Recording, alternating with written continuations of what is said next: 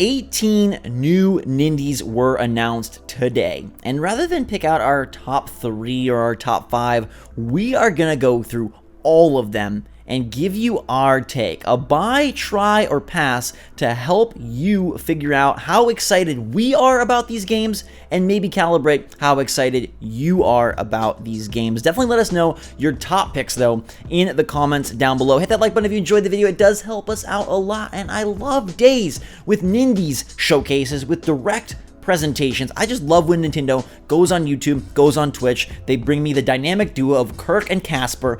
I am all in. Although, Gabe, I'm tempted to give everything a pass because they didn't even mention Slay the Spire. Yeah, that game seems to have just completely disappeared.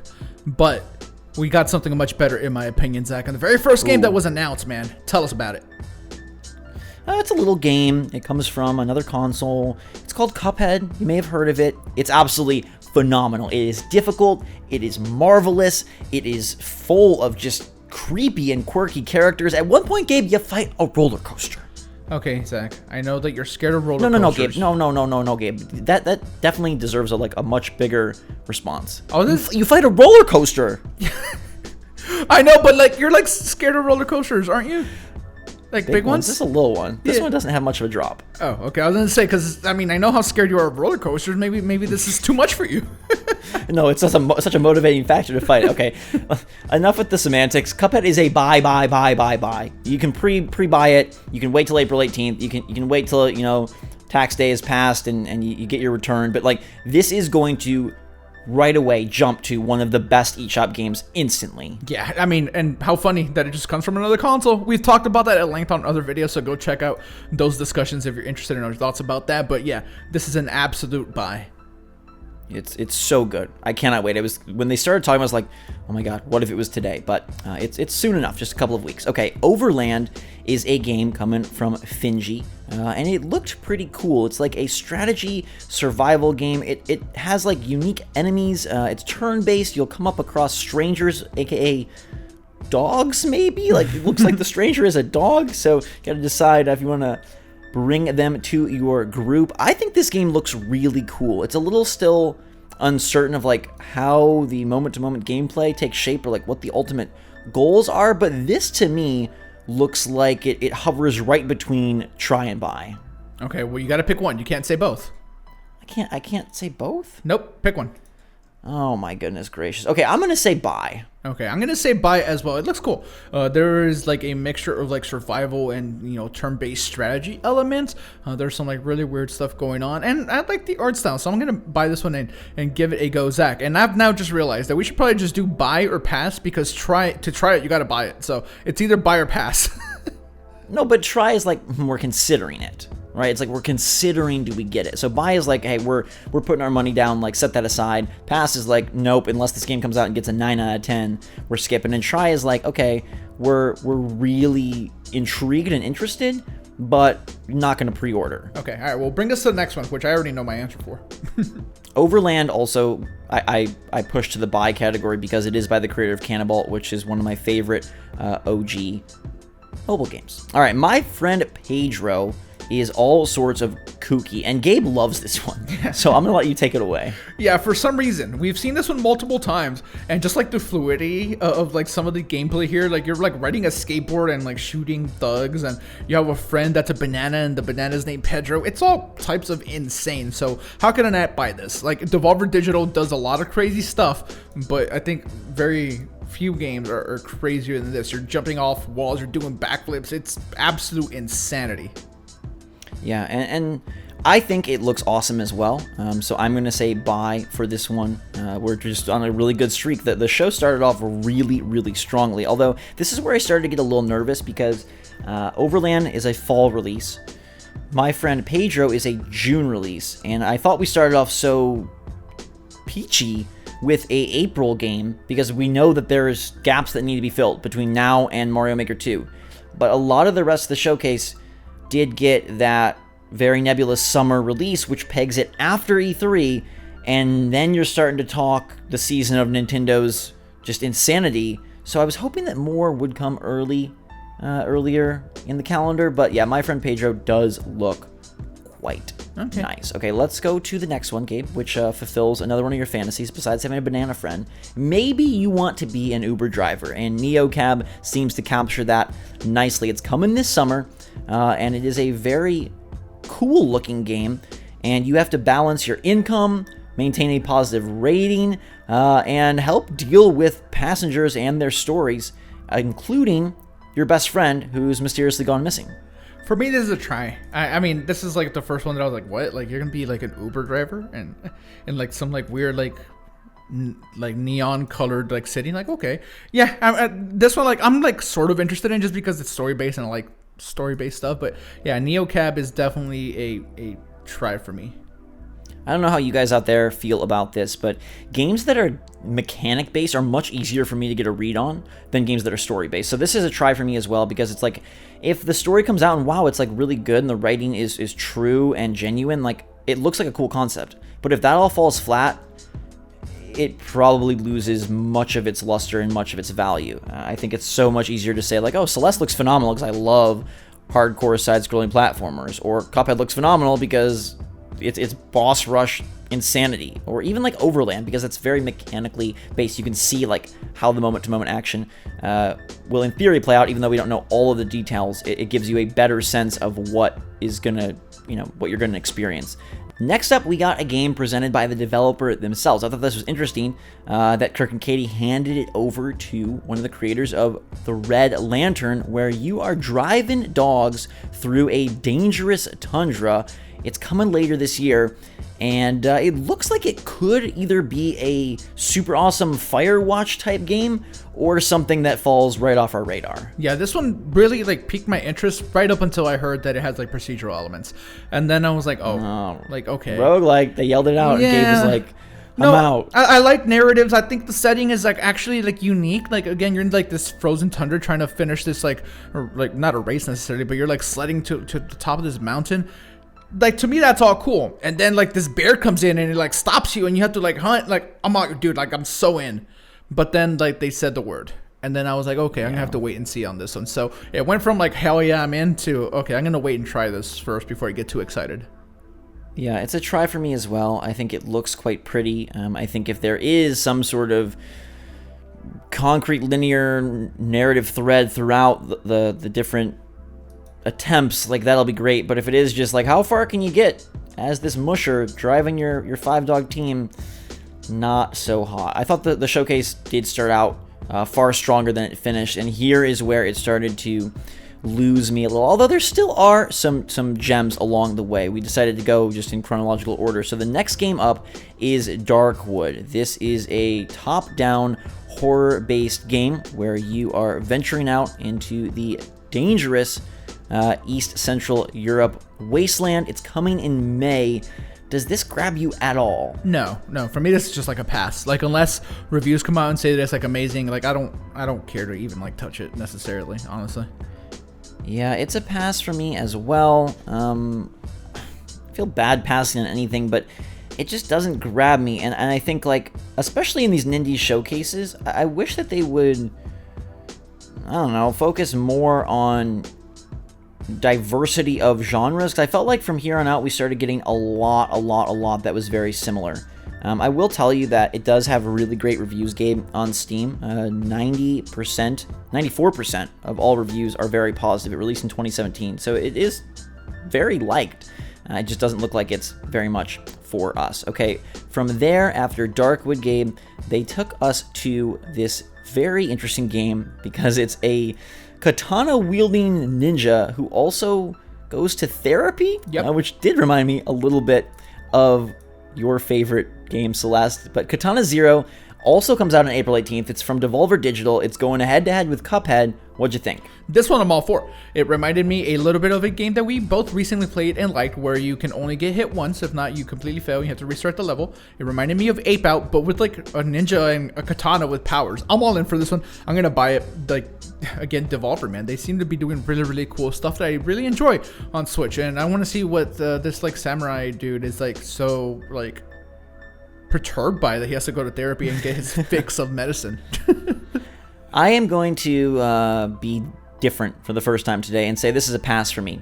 I feel like I've played plenty of games like this, and the idea of like all these different ways of beating a side-scrolling level, I don't know. That just, for me, that can lead to a lot of frustration and feeling like I'm incompetent as opposed to fun. I don't like replaying things too much, and like one of the cool aspects of Ape Out that I love was just like kind of going through with a brutal speed, and this one that you're rewinding and stuff, I don't know. We'll have to see. You'll have to tell me how it is, but I'm going to give it a pass.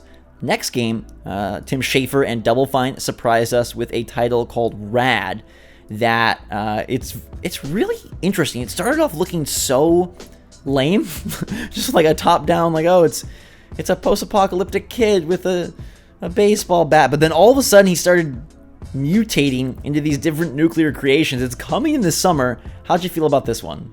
I mean, I don't think I'm too into it. I'm gonna wait and see though. I don't want to just like pass on it just because, I don't know. You have like a snake head at one point, like you're like doing all these like cool things. You have all these powers based on your mutations. I don't know, man. I don't think Tim Schafer has a lot to do with it, like personally. I think it's just like a Double Fine joint. I mean, yeah, I'm gonna wait and see. I don't want to completely dismiss it just because I like Double Fine, but I mean, it doesn't have much of my attention right now. I'll say that. Yeah, there was an era when Double Fine was just pumping out costume quests and stacking and just like an assortment of really interesting, unique indies. So I am hopeful. In fact, I'm going to be more than hopeful and say this is a buy for me. Once he started mutating, I was like, okay, I like this because it has all sorts of different abilities that seem to factor into not only combat, but also puzzles. And, Gabe, it has a word that I like, roguelike. You don't like that at all, but to me that does have some appeal. So I'm pretty excited. Sometimes Double Fine's humor can lose me a little bit, but it looks like this one's kind of up my alley, so I'm excited for it. It comes this summer, and I will be ready. All right, from there, Gabe, I thought that Yoku's Island Express would be the only pinball game that wasn't a pinball game, but alas, there is another. So we've got a very interesting title. It's almost like a Zelda game mixed with pinball called Creature in the Well. This is one of the first ones that you actually had like a positive reaction to, like live during watching, and anything that merges Zelda with anything, I'm all for it. So yeah, I want to try this one as well. It looks really cool. I don't know how I feel about the art style because I think it looks cool, but it's also like super minimalistic. It's just gonna all depend on how the gameplay feels for me, I guess. I like the idea. I like the crafty genre blending. I'm gonna give it a buy. As you mentioned, like I'm very hard to please when it comes to live reactions to these things, but this is a game that's like, okay, like I can get into this. Cuphead started it off for me, and you know, some of them look pretty cool, like Rad. I was like, Double Fine, I like them doing new work, but this one for some reason does have a lot of appeal. I don't know, you know, like you said, like will it live up, or will it be something that just kind of is it's fun for 15 minutes? We'll have to see, but I am pretty pumped to see what Creature in the Well does. Also, Gabe, a Creature in the Well is taking over the entire town, so this summer, get ready for it. All right, next up, Bloodshot, a game that looked very much like what Gabe would be doing if he wasn't working for SwitchForce and the world was in a complete state of pandemonium. I like the look of this one a lot. How about you? Yeah, this is a buy for me. I think this one looks super sweet. You get to like ride around these barrels. It looks like super fast and frenetic for the gameplay. Like, this was right up my alley in a lot of ways. I'm all for this one. I'm gonna get it day one just because I think it looks so cool. And you're right. If SwitchForce wasn't a thing, this is exactly what I'd be doing. I'd be just like shooting myself out of cannons. I'd be like jumping all over the place. I'd be like walking on barrels. Why not? I love to think that if SwitchForce wasn't a thing and the world went crazy, that you would basically be Gonzo if he was raised by wolves, throwing rubber duckies, shooting out of cannons, and absolutely destroying everyone. It looks very cool. I'm gonna say try, because a lot of games like this that are sort of hack and slash beat 'em up based, like it just depends on how it feels in the controller. So I'll let you be the guinea pig. You can tell me if it's worth it. I will pick it up when it releases this summer. All right. I hate to ever say anything like this, but here comes what I felt was the worst game of the showcase. It's called Pine. It's available this August. It looked really rough, and I think it's going to be the first double pass. Yeah, I'm cool on this one. I don't care to touch it. I like their logo. So sad. I like their logo. I feel like the logo has nothing to do with the game, but I like the logo. The combat looks so ancient. Yeah. I don't know, man. I don't know. All right. Well, here we have a couple of Lambier joints. Super Crate Box is coming this April. We've both played this one before. You gonna pick it up on Switch? No, I'm good. I've played it before, so no, I'm good. It's always hard for me with games like this. I love playing this on PC. Yeah. And it does bring 2-player co-op and competitive multiplayer to the Switch version, which is pretty cool. I know I don't have anyone to play it with, like on Switch. Like I'm okay. This is one of those ones where it's like, I know if I buy it, I probably won't play it, so why not save the money? It's a good game, but this is our opinion. This is our wallet, so it's going to be a pass, which is sad because it's not a pass in terms of like the game itself. It's just that I've played it a lot before, and so it would be more out of like, I like the game versus like, oh, I need to play it. Yeah. And I'm stopping that like this year. Like that's more like my big thing. I'm like, hey, like I gotta stop getting excited for these things that I've already played, and then I get on Switch and then I just like never play. So our port passion runs strong up until it's on our console, and then oftentimes we let it sit. What about Nuclear Throne? That one's out today. That was one of their day and date drops after the presentation. $13.99 though. Mm-hmm. It's a good game. Yeah, I like a lot of what Vlambeer does. I really, really do. Will I be picking up Nuclear Throne? Probably not. I don't think I will. It is a good game, though. It is. I just already own the game. Yeah, I already own it as well, so it's going to be another sad pass for me. I'm so sorry, Vlambeer, because these are good games. I just already own them, so I got to be blunt and I got to be smart, and it doesn't make a whole lot of sense. I've got, if I need roguelikes on Switch, I've got a lot of them going on, including a lot more coming.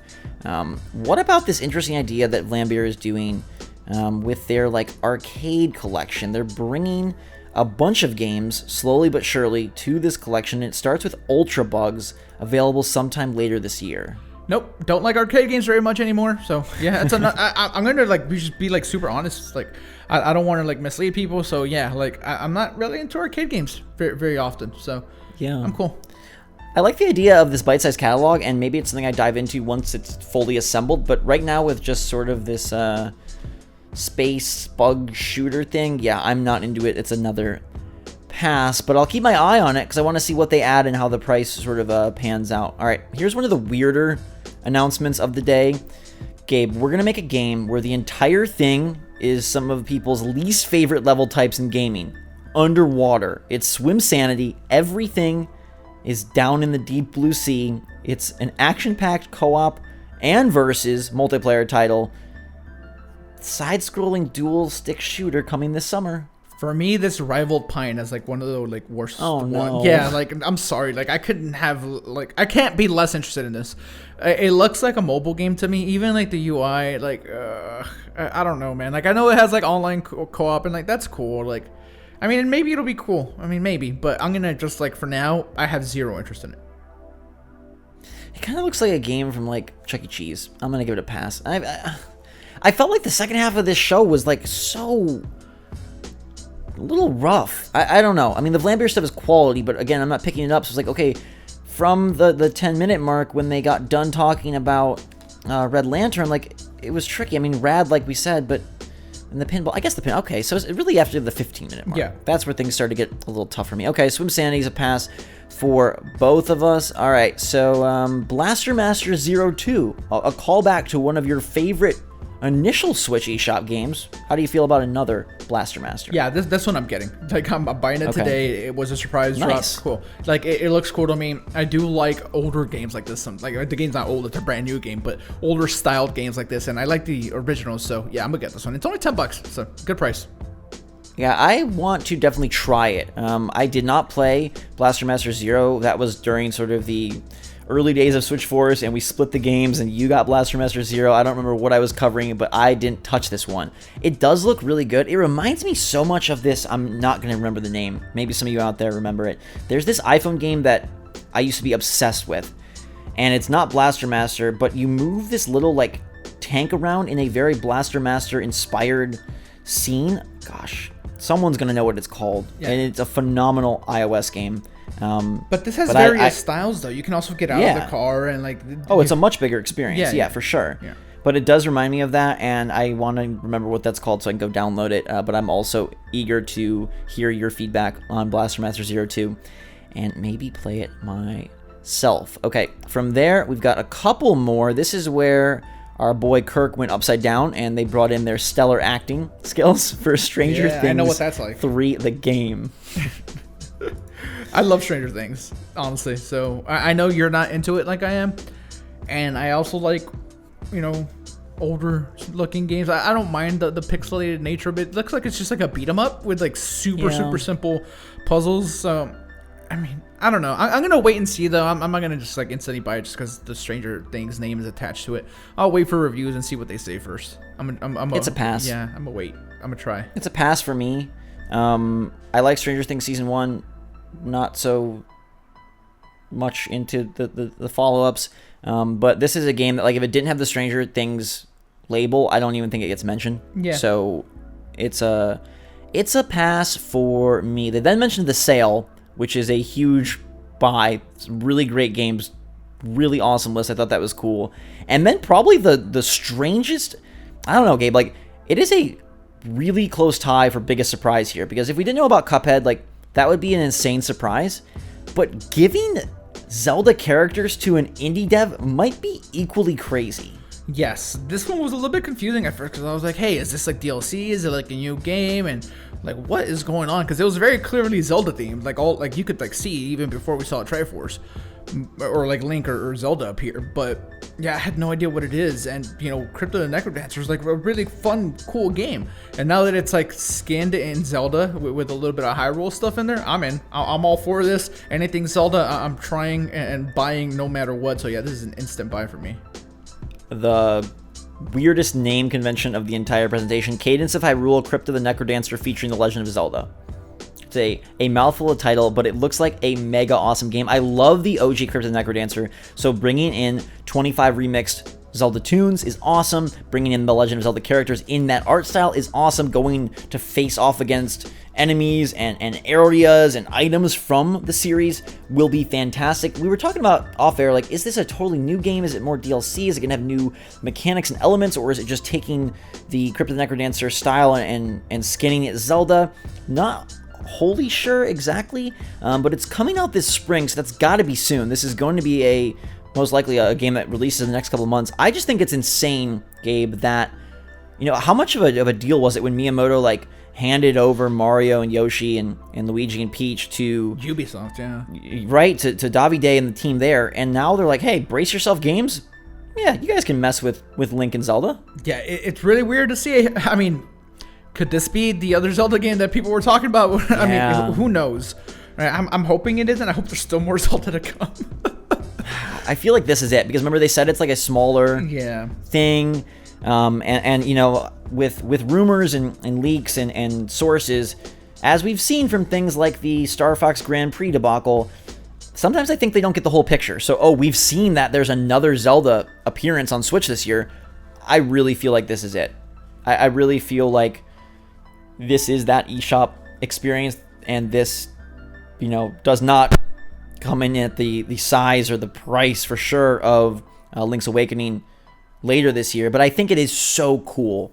And it made me super smile and just happy that Nintendo is branching out. I mean, it's a topic for another day, but they are getting just creative, bringing Microsoft on board with Xbox Live and Cuphead, bestowing Link and Zelda some of their most coveted characters. Well, I don't know if it's creative. They're just being more open with letting people use their characters. I don't know how creative. It's darn creative for a company that has stayed so closed off for so long. I mean, the indie initiative alone on Switch is impressive, but now branching out in so many ways, it's maybe creative is the wrong word, but it's... I mean, they're definitely more open to things, and that's great. I think that's going to lead to creativity. I just think the creativity is not coming from Nintendo. Like they're just being open. Cadence of Hyrule, despite having, I think, a wonky name, is, I think, super creative. And I'm super excited to see when that game launches, and if it is like a full new thing, which I hope it is. That does it for the list. It's a buy for both of us. Like, buy. Yeah, absolutely. For sure. If you didn't catch that, that is what it is. So, I don't know. Like, there definitely was a bummer portion of the show with a lot of stuff that was just like pass. But if I look back, there's still a good number of buys and a handful of tries. Cuphead, Cadence of Hyrule, Rad, Creature in the Well. Like, there's some really good stuff. Gabe, do you want to pick, like... was gonna say I pick our top 2, but it's obviously Cuphead and Cadence, right? Yeah. Do you want to pick our top 2 that isn't that? Yes, let's do that. Okay. Then I'm gonna go with Katana Zero because I think that looks really cool. And I will probably go with my friend Pedro so I can do some skateboard shooting, banana stuff. Also love that it's a system exclusive, so I like that as well. Yeah, that is always really, really great. I will go with Rad. I'm gonna put my faith in Double Fine and hope that they can yield something amazing. And then I'm gonna go with Creature in the Well, which I think looks really, really interesting and cool. So there you have it. Our buy, try, pass for every game announced today, as well as kind of a review of the show. I would say the major, like, mind-blowing announcements took this from being pretty meh to really cool, because there were just omissions that I thought were odd. I wish Slay the Spire would have been there.